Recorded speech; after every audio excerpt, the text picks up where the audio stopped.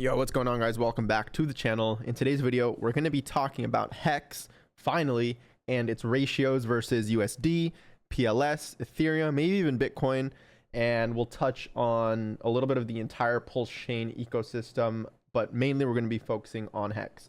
So if you do like when I make these kinds of videos, frequently in depth, then make sure to give the video a like, subscribe to the channel. We're almost at 12.2K, slowly been rising. So thanks again for that. Let's get 12.2K and check out the sale at Cypress.io, my newest web development studio to help you build your dream website very quickly, very beautifully at very reasonable prices. Both links in the description below for that.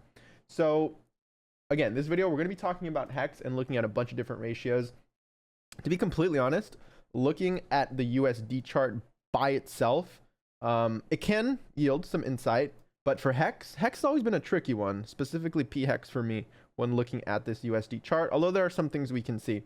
So immediately you see that there are some lows that we had back in 2023 and early 2024, about the 2/3 of a penny range, right? 0.006 right here, 0055, 0064, 0067, and so on, 64 and 7, right? So roughly that 2/3 of a penny range was support for, like 4 months here.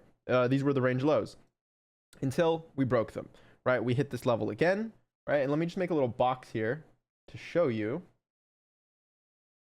what I mean, right? Something like that. Oh, excuse me. Something like that, more or less, right? Range lows, great buying opportunities, and could have sold on a double, could have sold at, 2 cents, 1.5 cents, again 2, and up to 3 cents, and during launch actually went up to almost 5 cents, 4.3 to be specific. So that 2 to 4 cent range we haven't been able to break ever since Pulsechain launched. And mid 2024 we actually broke down beneath these range lows and started forming new lows. And the lowest we've gone is about 1/3 of a penny. And so where are we now? Well, we're back in our box. Right, we try to break up above it and we came back down, and it looks like this could be support from these previous regions if we do bounce from here. We hope so, right? And we hope to protect this sort of region, which is a little subjective, and we also hope to protect, if we're bullish, right, we hope to protect this uptrend, and it's still intact, right? We still have higher lows, we've had higher highs, and we've had higher lows. So we are in an uptrend, and we have been ever since the beginning of April. About 2 months we've been in an uptrend, and again, we want to protect this like 0.006 level for the most part to have an uptrend be intact. Because to be honest, if we were to hit, for example, double bottom here at about half a penny, then you start getting the bears that start saying like, oh, like even if we do bounce, well, what does that look like? That starts looking like an inverse head and shoulders, which is oftentimes very bearish and could indicate that we'd go even lower and potentially even break those lows. So if you're a bull, you obviously don't want that to happen, and therefore it adds to the validity and the importance of maintaining this uptrend at around the 0.006 level. So that's a quick little midterm analysis on the USD pair. But this isn't the most interesting chart for Hex, in my opinion. There are a few more interesting ones. Again, it's always been a bit tricky for me to analyze Hex, and specifically this Hex PLS ratio. But this has been in an uptrend ever since Pulsechain launched, which is nice. It's been in a macro uptrend, right? We launched at around 100 pulse per PX, went all the way up to 250, came back down at about 100, and we've been forming higher lows since. So if we connect these, I already connected them, look at that, with this white line right here, you can see that we still have a ways to go to maintain this uptrend and maintain higher lows, right? Anything above 113 is technically a higher low. However, again, similar to the USD chart, we'd want to maintain about 150 PLS, and I've had this drawn for a while, right? And there are a lot of similarities between what happened back here and what's been happening over here. So if you want to look at it a little more in depth here, I can just get rid of some of these and kind of recreate it, right? So we had our sort of triple top situation going on here, triple top situation going on here. And we had these lows that we held while we were making, shorten it a little bit, while we were making this triple top. We had these kind of lows, right, at around 167 pulse or so that we maintained. We held as support until we broke down. And when we broke down, how low did we go? From the breakdown, we went about 40% beneath these lows, and then later found it as resistance before, making higher lows and then shooting off. So similarly, in this situation over here, you can see similar situation. We have our triple top, we break down, beneath it, run up to it again. This one went a little above, but more or less it was resistance, similar to over here. Broke down beneath it with candles, come to it, wick above it, but for the most part, get rejected by those lows and then come back down. So if we were to do a 40% dip in, what was the time frame, about 110 days or so, so let's just try to match it roughly, it would correspond to a low about 150 pulse or so in late July or early August. And funny enough, we connect these lows like we did, it corresponds perfectly to these lows. So again, not financial advice. Nothing I say is financial advice. I'm not a financial advisor. But I would imagine if the Hex Pulse ratio were to go down to this 150, 160 level, it'd be a decent buying opportunity or a decent accumulation opportunity, because the technicals would say, it's possible that holds as support and then we go higher. And it would be even more interesting if we did the same thing that we did back here, right? Where we go down 40% after we break these lows, come back down to our trend line, and then come back up and hold it as resistance temporarily, right? Something like that. So something like this would not surprise me in the least, but it would be very fascinating if it played out almost identically, right? Down to the 150s, 160s, and then up to the 250s or so before potentially coming back down, maybe coming back to the trend line like we did over here temporarily. And then from there, potentially we could do something like a 4X, and because that's what we did last time, right?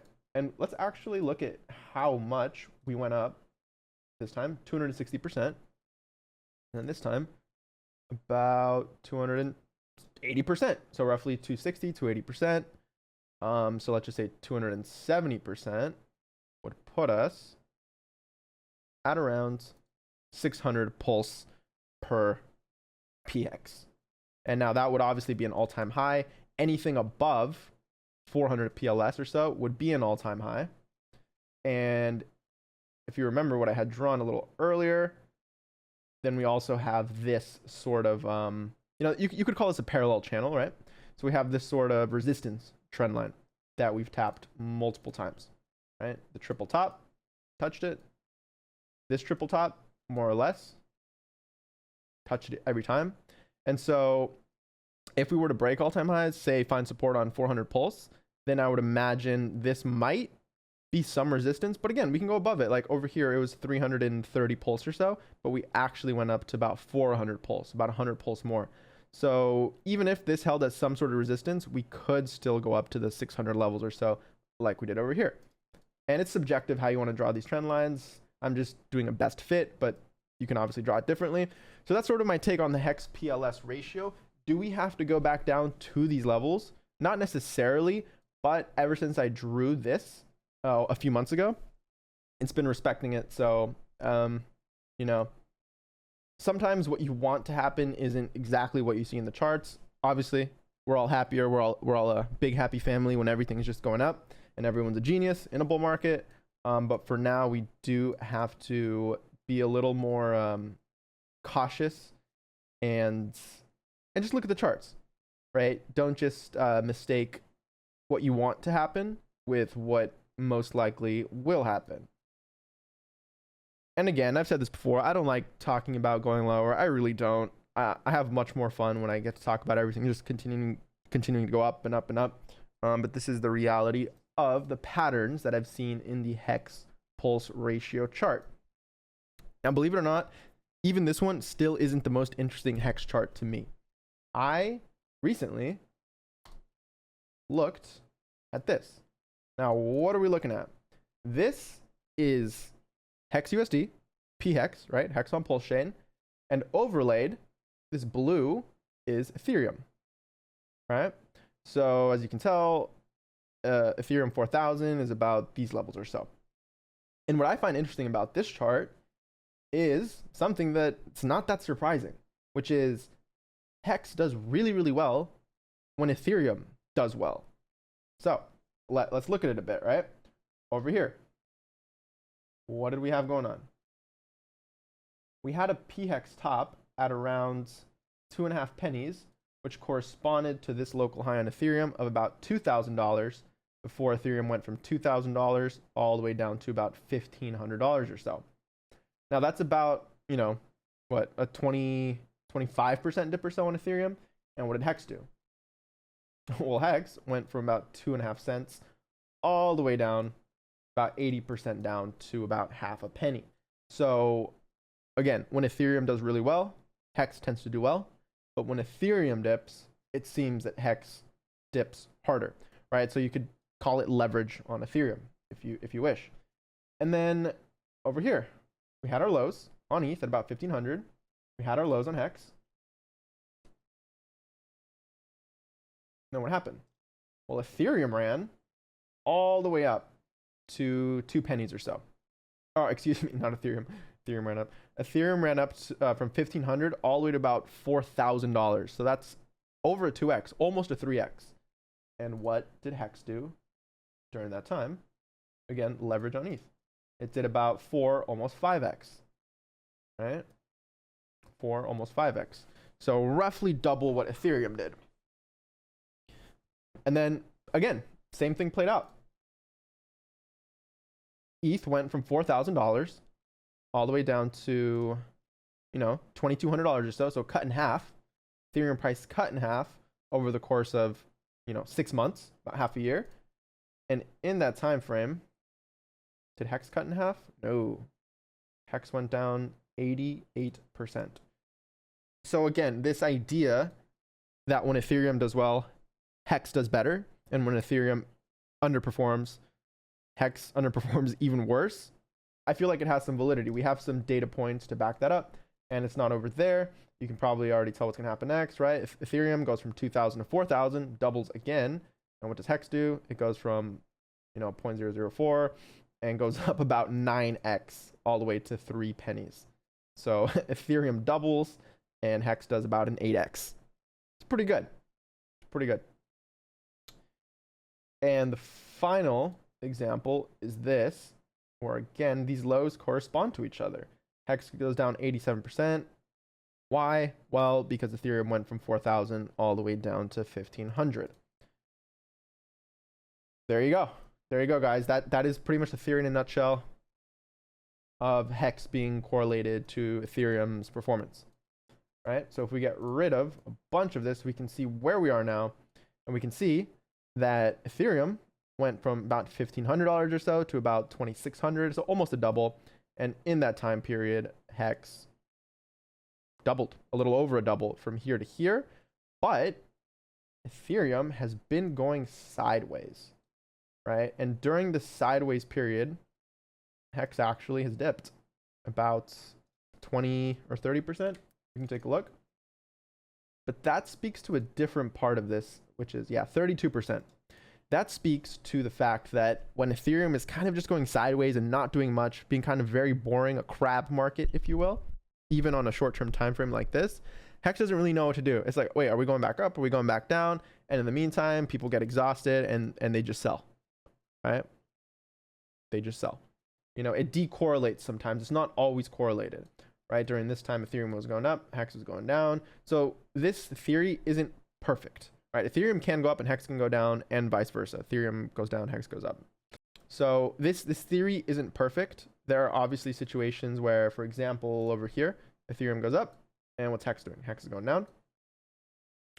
What else? What else? Let's see. even here, right?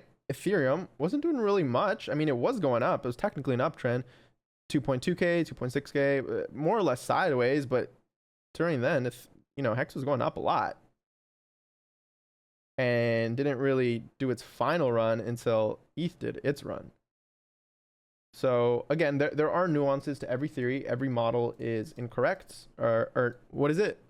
No model is right. Some are just useful. Every model is wrong. Some are just useful. But the idea that I want to get at here in a nutshell is that let's see what Ethereum does, right? Let's see what Ethereum does. And if we can start going higher, that adds some fuel to the fire and adds some validity to the idea that Hex could go up, right? It could go up with ETH.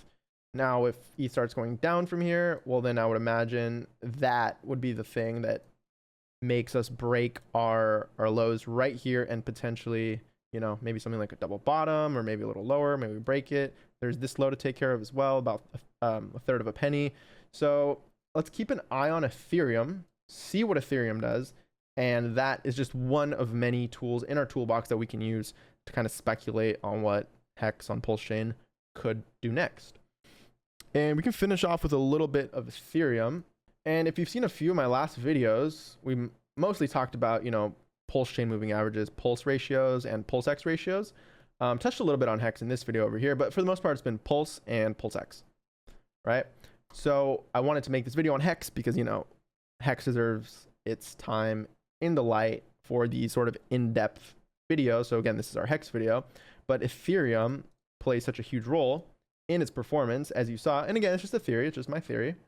Happy to hear your theories in the comments. But this sort of bar pattern I've had for a while, and this is not my theory, full disclosure. This bars pattern I actually got from Benjamin Cowan, Into the Cryptoverse guy, where he was looking at what the S&P did in the early 90s.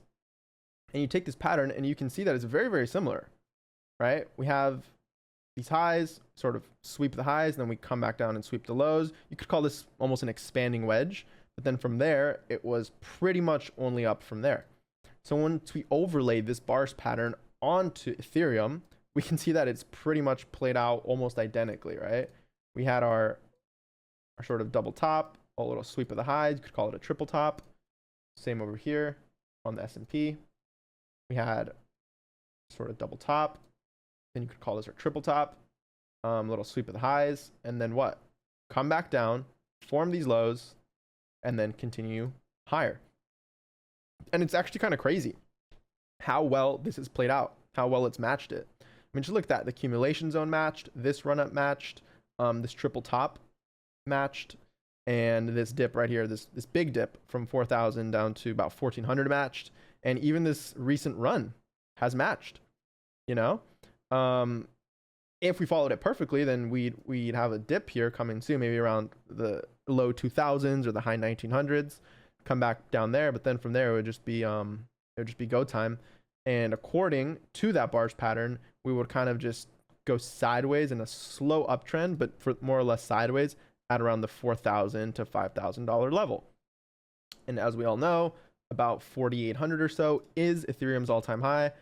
So this is when this sort of, I guess, bars pattern might break down, because if we did find support on all-time highs, that's generally a very, very good sign that it's time for price discovery. But this kind of matches that too, which is interesting, right? Find support on our highs and then boom, run up to like 6K, right? By, you know, this says 2026, but the time component could be off. It could be right. You know, we could have a lengthened cycle and we could go higher than 6K. I think if Ethereum only went to 6K, a lot of people would be disappointed, even though it's nice returns, right? Those are nice returns. People in crypto, 100x or nothing, right? 100x or nothing. I mean, even Bitcoin, just look at it, it roughly doubled its previous all-time high from 70K to like 110K. It's not exactly a double. I think it's like 60% higher. So 60% higher from these highs of about 4,800 would be about 8,000, right? So that's when this sort of bars pattern might break down and we might start deviating from it, hopefully to the upside, to get higher numbers than 5 or 6K and actually run up to 8K. And in that situation, as we saw, right, Hex likes to perform well when Ethereum performs well. When Ethereum doesn't do so hot, Hex doesn't do so hot. but we've pretty much been correlated more or less for ever since launch, with obviously some areas of decorrelation. But for now, it looks like we are slightly correlated, and we are in a short-term uptrend. We'd like to see that continue if we're bullish, right? Bears are right, bulls make money, and we'll just keep an eye on Ethereum. But yeah, look at these ratios. There are plenty of ratios to look at. We didn't even touch on the Hex PLSX ratio. Well, that's another interesting one.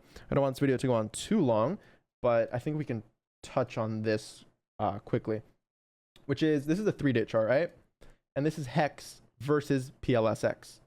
And this one is also an interesting one to look at because it's sort of had, you know, similar to Hex PLS, a pretty repeatable pattern, or rather the pattern has repeated twice. And over here, it's a little different than the Hex PLS one because this is sort of in a macro uptrend versus Hex PLSX is sort of in a macro downtrend, which just speaks to the fact that even though Hex performs really, really well sometimes, sometimes PLSX performs even better. All right, so we had these lows, we had these highs, right? And we were actually having bearish divergence on the RSI relative to price action. As you can tell right there, that marked our top. What do? We broke down from these lows pretty gnarly, from the 500s or so down to about 200. And then we had this sort of run up, come back down, double bottom. And notice how this actually did not reach this green level just the same way it did on the pulse chart, right? Right, Hex has a harder time outperforming PLSX than it does outperforming PLS. And that's because the PLSX to PLS ratio has been pretty much just straight up for a long time now, which is this, right? It's pretty much straight up for a while. So back to this chart, right? Notice this low, or this high, was actually lower than these. And again, we compare it and look at the contrast between Hex Pulse, right? It made higher highs. Hex has an easier time outperforming Pulse. And so yeah, it's hard to tell whether we'll actually respect these lows or not. It's hard to tell, right? So similar to over here, what do? We broke down about 65% when we broke these lows. What about over here? How low have we gone so far? About 50% or so, a little less. So if we went down 65%, that would put a Hex at about 145 PLSX. And that would not necessarily confirm, but add validity to this idea that we're in a macro downtrend on this chart. Right, and you can connect this over here, connect a few more, something like that. I think that's pretty clean. Something like that, right? And again, we don't need to go down 65%. Hex could pull a wild card and just start outperforming. But these low 200s to high 100s, maybe even down to the 150 level, could be great support areas and great accumulation zones, right? And then from there, hopefully we could go higher. Now there is one scenario where we actually start going up relatively soon, and that's the scenario where we respect this sort of bullish divergence on the RSI. All right, draw a few things here. Notice how price was making lower lows while RSI was making higher lows, right? And we're in a similar situation now, where RSI, and again, this is the 3-day time frame, has been making higher lows. Why can't I click out? Okay, where RSI is making higher lows, but price is making lower lows. So it's similar, right? And we are coming up to these important levels, and we're technically still in an uptrend. 188, the next low was 207, and the lowest we've gone is about 216. So technically, you can't say that this is in a macro downtrend quite yet. We've only had the lower highs. We have not had the higher lows, or the lower lows. But if we break down from these this 200 level or so, if we break down from there, then that would, again, it would indicate that this chart may be in a macro downtrend for the time being. And again, these lows are very important. So there is a scenario where we hold these, we respect more so this RSI bullish divergence, and we just start going higher from here, right? And if we did, I would be looking at levels such as, you know, this level or so, because it was the highs over here, about 390, you know, almost 400, and it was the lows over here, right? So there is a scenario where Hex doubles against PLSX, and there's obviously also a scenario where we break down and start forming, you know, a macro downtrend. Up or down, who knows? I know that's not necessarily what most people want to hear, but it's the truth of these markets. I'm not in the business of making deterministic predictions on charts like this. And yeah, so that's pretty much it. We covered Hex USD, we covered Hex PLS, Hex PLSX, and you know, even Hex relative to Ethereum. And there's one more chart I want to look at, and that is actually Hex Ethereum, the actual ratio of Hex versus Ethereum. This one's an interesting one because if you connect these lows, you get a trend line that's been respected a few times. Even this wick over here wicked down identically to it. And where are we now? You know, this wicked identically to it as well. And the candle is right there. So it's sort of make or break time on the Hex ETH ratio. But this would be a place where, in theory, we could hold. If we do, we'd want to break this sort of short-term downtrend of lower highs, meaning we would want to break out from about this 3.5 level or so. Which would be about, you know, 40% pump and then some to break this lower high, you know, downtrend that we've had since February or so. And then we can start talking about going higher and potentially reaching these levels at around, you know, 7.7 or so. So if we hold this as support, come back up here, maybe we have resistance, maybe we touch it multiple times, who knows? But when we do break, if we do break, we want to hold these levels, actually make higher highs than this 3.7, and then that's when we can start talking about, you know, overcoming certain resistance levels and, you know, actually going higher, and hopefully someday I hope to be still making videos, probably will be, when we actually break, you know, all-time highs. It's a ways to go, guys. The Hex ETH ratio, I would assume ETH would have to be much higher, maybe 4K, 5K, to actually start seeing the potential of breaking these sort of levels. But, you know, it's anyone's guess. So that's the video, guys. Thank you guys so much for watching. Again, check out cypherus.io, link in the description below. Help you build your dream website beautifully, quickly. My little web development studio. We've already had a few clients, already built a few cool projects for myself and for others. Some of them you guys might know, some you may not. But that's the video, guys. Thank you guys so much for watching. This one on a little longer than I intended. So check out the other videos if you haven't already. Subscribe. Let's get to 12.2K. Again, appreciate you guys watching, and I'll catch you in the next video. Peace.